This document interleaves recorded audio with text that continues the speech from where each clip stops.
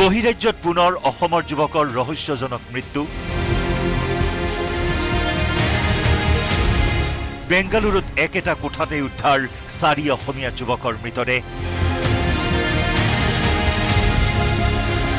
গভীৰ ৰহস্যৰ আৱৰ্তত সমগ্ৰ ঘটনা। এটা অতি চাঞ্চল্যকৰ ঘটনা। একেটা কোঠাতেই ৰহস্যজনক অৱস্থাত উদ্ধাৰ হ'ল 4জন অসমীয়া যুৱকৰ নিথৰ দেহ। এয়া পৰিকল্পিত হত্যা নে অন্য কিবা? উল্লেখযোগ্য যে লখিমপুৰ জিলাৰ 4জন মিচিং যুৱক কৰ্মসূত্ৰে থাকিছিল বেংগালুৰুত। কোকা-কোলাৰ ৱেৰ হাউচত কৰ্মৰত আছিল যুৱককেইজন। কৰ্মৰ সন্ধানত বেংগালুৰুলৈ যোৱা 4জন যুৱকৰ ৰহস্যজনক মৃত্যুৱে সৃষ্টি কৰিছে তীব্ৰ চাঞ্চল্যৰ। মৃত জয়ন্ত সিন্তে খগেশ্বৰ, নৰেন্দ্ৰনাথ টাইড, ডক্টৰ টাইড আৰু ধনঞ্জন টাইড। 3জন যুৱকৰ ঘৰ লখিমপুৰৰ নামনি বৰ্ষামুখ গাঁৱত আৰু এজনৰ ঘৰ নাওবৈচাত। ইফালে 4 যুৱকক পৰিকল্পিতভাৱে হত্যা কৰাৰ অভিযোগ পৰিয়ালৰ।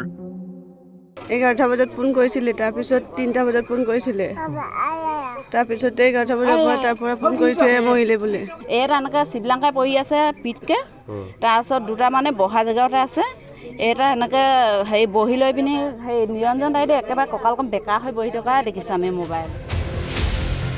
ইতিমধ্যে নিজাববীয়াকৈ গোচৰ ৰুজু কৰি ঘটনাৰ তদন্ত অব্যাহত ৰাখিছে বেংগালুৰু আৰক্ষীয়ে।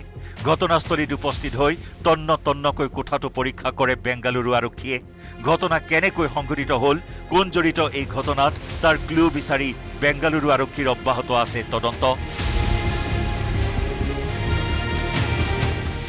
বহুত দুখ পাইছোঁ আৰু বহুত কষ্টৰে আছোঁ যে আৱদ্ধ কোঠাত কেনেদৰে অকল মোৰ ভাই ল'ৰাজনে শাৰীৰিকভাৱে অসুস্থ হৈ বা কোনো তাত লগৰীয়া নথকা অৱস্থাত তেনেকুৱা হ'লে বেলেগ কথা।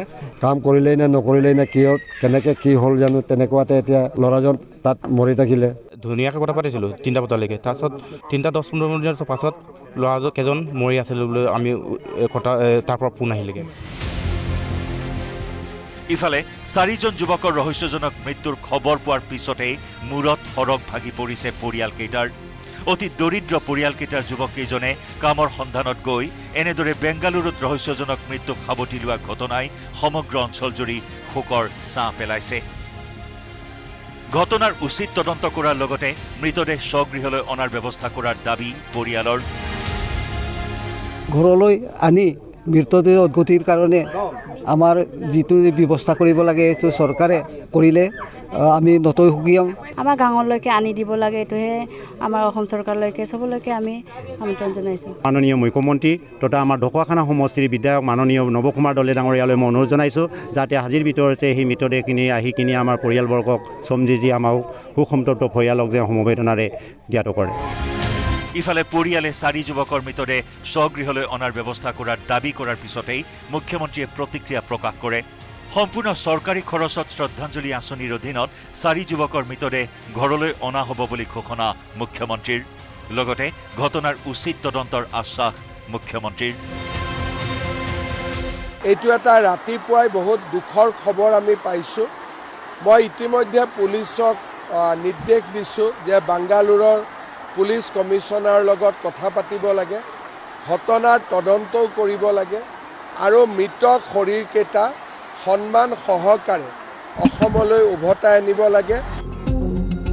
মাজুলীৰ পৰা ভাস্কৰজ্যোতি কটকীৰ report, news 18 Assam north east.